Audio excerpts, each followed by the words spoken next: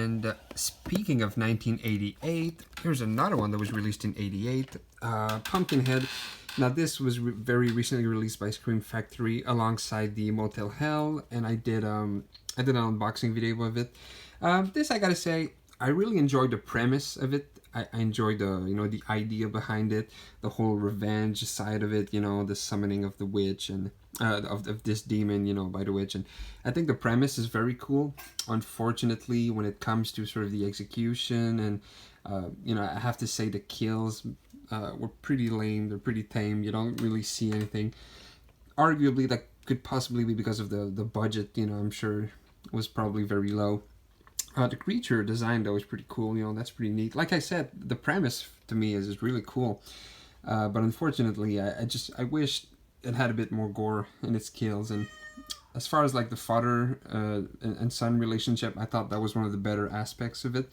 The father's definitely, you could tell he loved his son, and that was like nicely done. Pretty much every single other actors in it, though, is pretty terrible. Like all the kids, the teenagers, they're just really bad. And this is one of those I feel like it could have been really great. Kind of comes across as a missed opportunity for me. I haven't seen any of the sequels. I doubt that they're much better, but still, though, this is not a bad movie.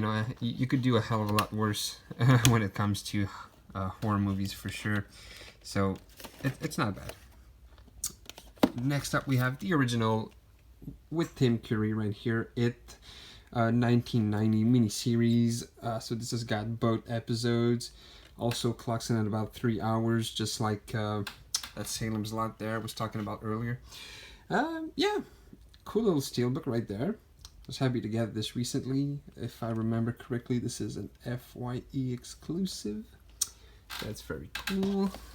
We then get to, of course, the more recent adaptation. The first half right here was released in 2017, if I remember correctly. And those are cool steelbooks. Overall, I very much did enjoy those adaptations. The only, I guess, my big criticism for this would be just the overabundance of CGI. And from what I can tell, it's not just me.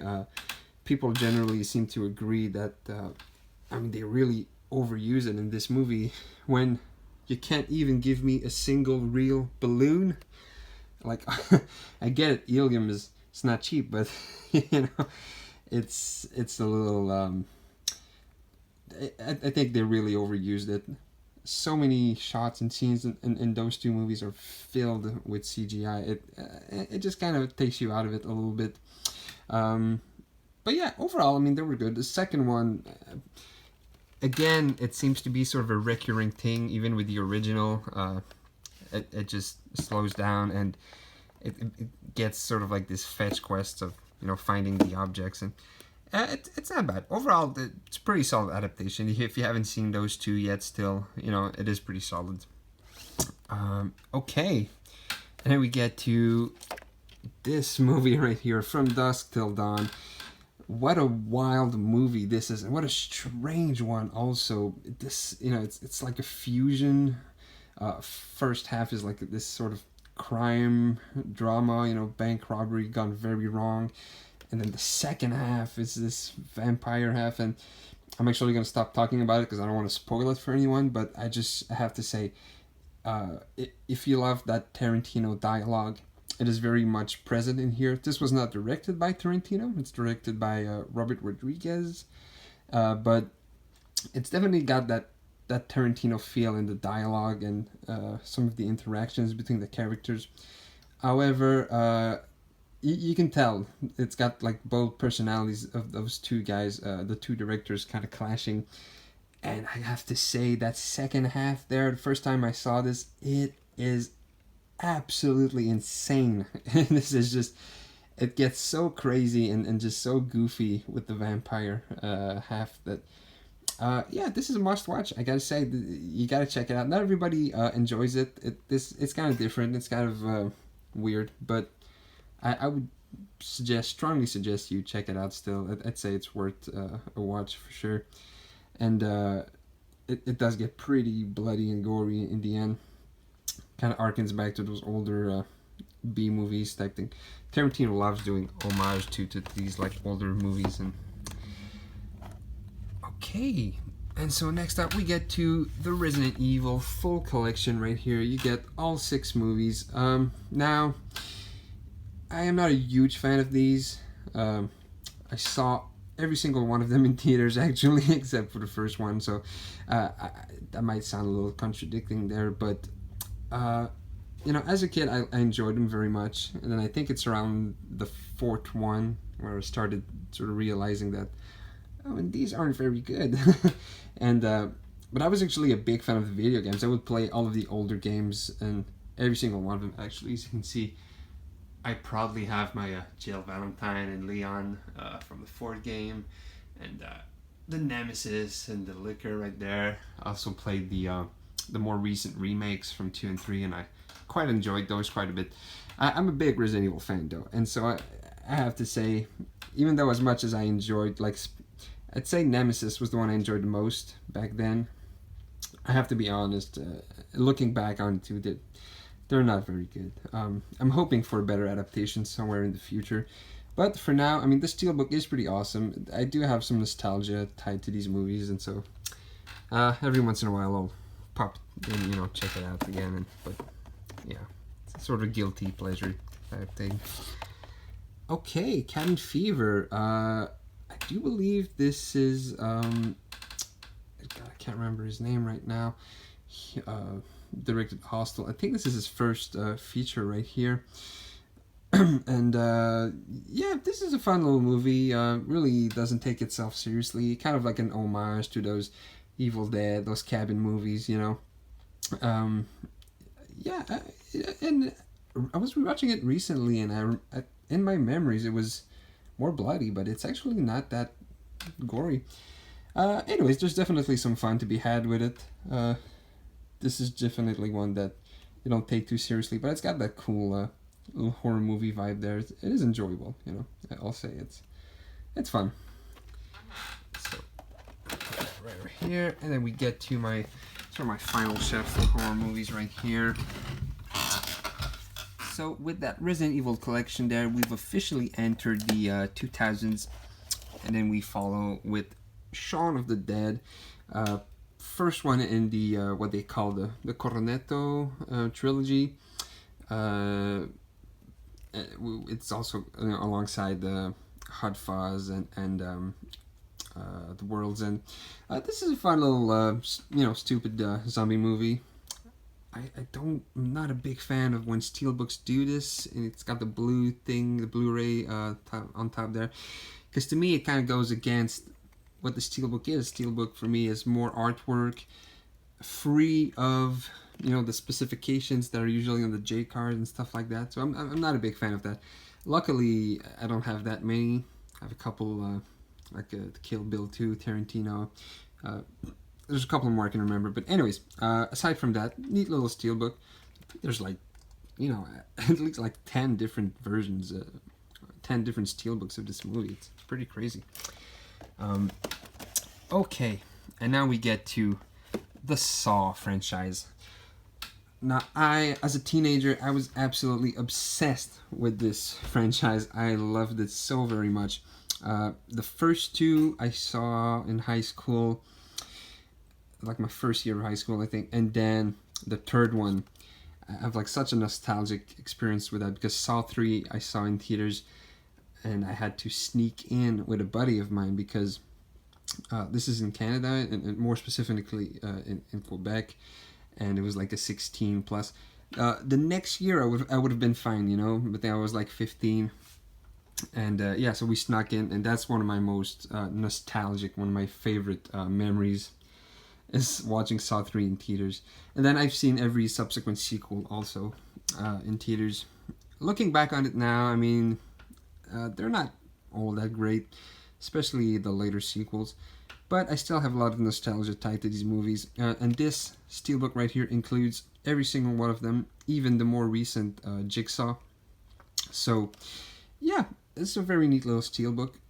My main criticism for it though would be that, just like the other Blu-ray collections we got for this, unfortunately they've got like a bunch of movies on the same discs, and I really would have liked to have them all on separate discs, but yeah. Anyways, a lot of good memories attached to this franchise for me, and so I just had to pick this Steelbook. It's very cool looking Steelbook. Eli Roth, that's it. That's the name I was trying to remember earlier for the Cabin Fever one. So this is a Hostel by Eli Roth, and Tarantino presents. Yeah, he was a big. It feels like Tarantino at a certain point, like really, and was a big fan of Eli Roth, and he produced a lot of his movies. But all right, Hostel. You know, what can I say? It's an extremely gory, just really, really disgusting, messed up movie. But you know, every once in a while, it's fun to revisit it. So there's the Steelbook for the first movie. I don't have the second one, but yeah. Okay, then we get to sort of a bit of a more light-hearted, bit of a, you know, a real fun little movie right there, Trick or Treat. This is a fun Halloween movie, also kind of like Night of the Demons. This takes place on Halloween. This is an FYE exclusive. And yeah, this is just a fun little movie. Sort of like an anthology, but not exactly. But the stories, they kind of like connect with each other, but they're also separate and kind of works on its own. But it's sort of a different take on the anthology format. And I would actually suggest this one if you haven't seen it. This is definitely perfect for like a Halloween party, you know. And there's been talks of like a sequel for so long now, and who knows if that'll ever happen, but it would be nice. This released, if I'm not mistaken, in 2007, I think. And yeah, it's a fun little movie. I was never able to get that Funko Pop of Sam, unfortunately. And now there's a recent one I saw, a Hot Topic exclusive. Might have to go and pick that up. Okay, next up we have The Orphanage, which, wow, I saw this recently, and words cannot express how much I loved this movie. This is a Spanish movie, and I hear so many people complaining about subtitles, but I'm like, dude, just give it a shot. You have to give it a shot. This movie, it's just gorgeous. It's beautifully shot. The images, everything about it too, like the acting, the story. And I mean, this is one of those that you don't expect, you know, to get all emotional watching a horror movie, but this is one of those that at the end of it built up to a surprisingly very touching and poignant ending. And I'm not going to spoil it. I was going to say something, but then I'm like, no, actually, you know what? I don't want to spoil it. This is one of those, just you know, one of the better horror movies I've seen in recent years, and kind of like a real, it's I'd say a masterpiece, really. You don't hear that all that often with horror movies, but this is a very, very good one. Definitely a more, how can I say, I don't want to say fancy, but it's very well made, and one of my best memories so far. Okay, and we're almost done. Next up we have James Wan's The Conjuring. Recently did an unboxing of this. I was glad to pick it up at a reasonable price. As I've said before, I kind of only like the first two Conjuring movies directed by James Wan. When it comes to all the spin-offs, like the Annabelle movies and all that, I'm really not a big fan. That first Annabelle was so weak to me. It was such a boring and lame horror movie. But this is solid. I mean, it's a very solid, sort of like Poltergeist-ish, Exorcist-ish, you know. That's James Wan sort of doing his homage to those haunted house movies type thing. And I would say if you still haven't seen it, this is a very good movie. And The Conjuring 2, also very, very good. Okay, next up we have It Follows. Very, very good movie. This one, a little controversial. Not everybody seems to like it. I've heard people saying that it was overrated. And I would say otherwise. I would say it's not. It's a great little movie. The premise is it's a little kind of ridiculous, but I very much enjoyed. And the soundtrack really, if you're a John Carpenter fan, I know it's been said before, but I think it's true. It definitely has that feel. And just for the soundtrack alone and the atmosphere, I'd say it's worth a shot. And it's got some genuine scares and some genuinely creepy images in there. I really enjoyed it as far as like one of those more recent horror movies there. I do believe this came out in 2015 and it was pretty solid. Now we get to 2016's The Witch, which is sort of like a period piece. And personally, again, I loved it. Not everybody did, which I'm kind of shocked. I mean, honestly, I think it's so sad when you see these great horror movies and people sometimes, I don't know, it seems that not everybody's down to watch a slower movie, but this one, it just, the suspense and the tension just keeps on building up, and I was a big fan. I really enjoyed it. I have to say, personally, I thought it was fantastic. I did watch it at home for the first time though with subtitles, and that helped because of the accent and this like older way of talking. But definitely go ahead and check it out. It's perfectly paced. I find at like an hour and a half, this is just a perfect length for a movie like this. I would make a strong suggestion again, in like as far as like the more recent horror movies. That's a very good one. Next up, we have another one from 2016, and that is 10 Cloverfield Lane, which personally is my favorite Cloverfield movie. I was not a big fan of the original, fan footage. I'm not a huge fan footage fan in the first place, so that might be why. But this one, I thought it was fantastic. And it stars also one of my favorite Scream Queens. I love Mary Elizabeth Winstead. I think she's just so cute and pretty, and she's awesome. And pretty much every single movies that she's in, I have to watch them, and I do enjoy them. First time I saw her was in Final Destination 3 as a teenager, and yeah, she definitely left the mark on my brain. But this is just also a very solid. It's more of like a thriller. Also, of course, I included in the horror genre, but this is sort of like a thriller, I would say. And I thought it was a very strong one. Yep, definitely check that one out if you haven't seen it. It's my favorite of the 3 Cloverfield too. I'd say this one is definitely the best as far as I'm concerned. Next up, another 2016 movies. I've got like 4 of them here, I think. Train to Busan. Now, the sequel very recently released. I haven't seen it yet, and I haven't seen the animated prequel there. But this movie right here is an extremely solid zombie movie, as opposed to those Resident Evil ones. This is like a very tense, and it's like 2 hours long, but somehow it doesn't feel that way at all. It just keeps on going. The action keeps on going. And again, I'd have to say, just get over it. Get over the fact that there's subtitles.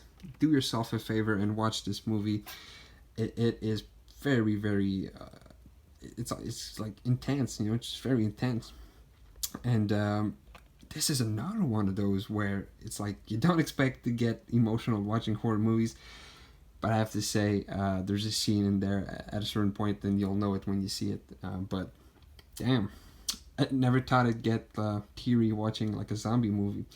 And the funny thing is, I remember I was watching this movie for the first time with my newborn baby daughter, just sleeping, on my lap, and that definitely had an influence on why, I guess. But still, I mean, yeah, fantastic movie. If you haven't seen it yet, definitely go ahead and check it out.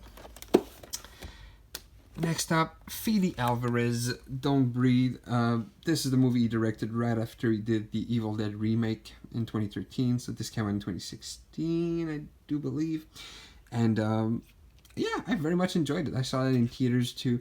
And I saw this movie in theaters actually the same night I saw the Blair Witch remake, reboot, sequel, whatever, the more recent one. And I did not care for Blair Witch, but I love this movie right here. It's got Dylan Minnette in it, which I guess after doing the Goosebumps movie, he went on to do something a bit more crazy, a bit more intense.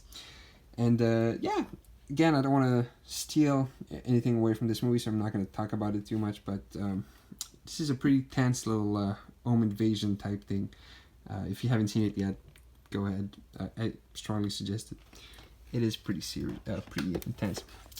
Jeez, I'm like losing my words and my vocab. I'm getting a little tired there here, so I'm gonna try and hurry this up. Jordan Peele's Get Out, great movie. I did an unboxing of this recently because I finally got the Steelbook. Very solid. Again, you know, it's funny, it's stressful, it's perfectly paced, and it's a nice little. You could go ahead and call this a thriller also. But it is great all the way through. You know, you get that feeling that things are not exactly as they seem. Things are not right. But it's a fun, almost I would say like a, you know, get with the family and watch this movie. It's fun. It's sort of like a Meet the Parents, but with like a horror movie twist to it. And this was his directorial debut. We'll talk about him in a bit again. Next up, A Quiet Place, directed by John Krasinski, which that was kind of like a surprise. It came out of nowhere, and it was just a fantastic, very tense, very stressful. Again, I saw this in theaters with my wife, and yeah, it was crazy. Nobody was talking. Not a peep, not a single word, not a single noise. The movie theater was so quiet, and also, yeah, this is my only Mondo Steelbook in the horror genre. I mean, but I got more, but like in the horror genre, this is my only one, and it's a very cool looking Steelbook for sure. Unfortunately, we're all anxiously waiting for the sequel. Hopefully, we'll get to see that one day in 2021 or something. This whole COVID thing really screwed everything up, but all right. Jordan Peele's second movie, Us, right here. Cool little Steelbook. And I very much enjoyed this movie as well. This is kind of like a movie you have to rewatch over and over. Sort of like a Fight Club or, you know, A Beautiful Mind kind of thing. Again, I'm not going to talk too much about it because I don't want to steal anything away from it. But definitely one that you have to rewatch. And I enjoyed it. Yeah, it was very different from Get Out, you know. So far so good with Jordan Peele. This is not the same beast at all. This is a different thing, and I really enjoyed it. And last, it's kind of a weird way to end this horror movie collection here with a movie that I still haven't seen, unfortunately. But as soon as I saw it on Best Buy, I pre-ordered that Steelbook because I'd heard so many great things about this. Directed by Lee Wannell. This guy, he's like a big friend with James Wan, and you know, they were both very much involved in the Saw franchise at first, and they've both moved on and did a lot of cool movies. So I was happy for Lee Wannell when I saw that this movie was getting great reviews. I unfortunately missed out on theaters, but I'm looking forward to catching up, to checking it out soon, hopefully. And yeah, wow, so this is it so far, my horror Steelbook collection. Always looking to get more, and if I would have done a video for like my regular Blu-rays, it would have been, I don't know, 4 hours long. So I decided just let's focus on the Steelbooks here, and one day I'm hoping to do one also for my non-horror movies. You know, one day. But for now, yeah, I hope you enjoyed this little movie and this little Steelbook video I did there, and hopefully I didn't talk too much, which I probably did, but I'll have to split this video in like 3. But anyways, I hope you enjoyed it. I will see you guys very soon, hopefully with some more horror related stuff. And yeah, take it easy. Take care, guys.